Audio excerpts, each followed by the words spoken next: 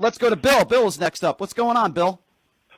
Roberta is full of shit. Okay, well, watch your language, please, because this is a radio show. Yeah, everybody watches it. Okay, so I'm asking you politely. I'm happy to have a conversation with you, but please watch your language, okay, Bill? Who died after January 6th? And sure, I'll answer that. How many people died on January 6th? Sure, I'll answer that if you'll give me the opportunity. May I answer? How many lies has Biden told over his career? May I answer your first question? I can't answer 10 questions. Yeah, we're going to do one at a time. Of course, I know. Okay, I know so that. So Bill, can I answer your question, or are you just going to keep talking? No, it's your show. You can do whatever you want. That's very nice of you. Thank you. Okay, so you asked me a couple questions.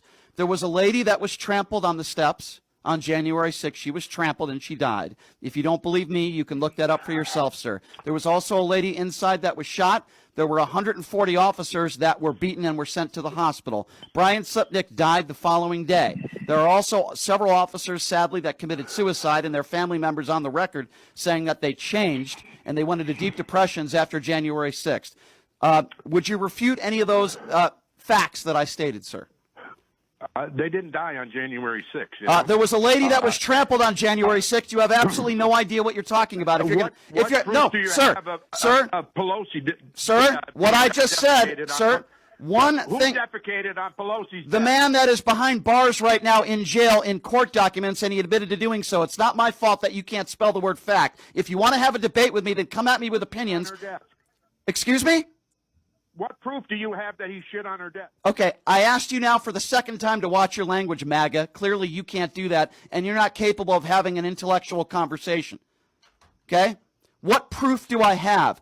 Well, bozo, if you look inside the actual court documents, the man who defecated on her desk is now behind bars and committed felonies.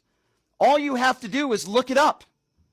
But you see, sir, people like you can't spell the word fact because you watch your Fox News and your OAN and your Newsmax, and you probably have a poster of the orange turd in your bedroom because you watch Tucker Carlson and Sean Hannity and Laura Ingraham, and you don't know how to spell the word fact. No, sir, I'm not full of crap. I gave you facts. A lady was trampled. A lady was shot inside. 140 officers were injured that day. But people like you don't know what you're talking about, and that is not my fault that you have no clue what you're talking about, sir.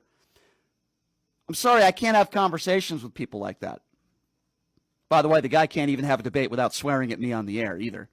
Goes to show you his, but you know what? Hey, Donald Trump's base, right? I can shoot somebody on Fifth Avenue and they'll still vote for you.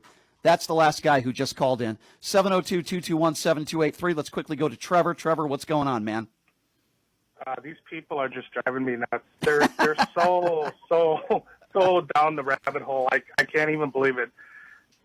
It's, really the boomers have been lied to, and they're getting old, and they don't seem to remember what it was like to be alive and thrive and stand up for real things. Yeah. The Republican Party are puppets for the rich. Mm-hmm.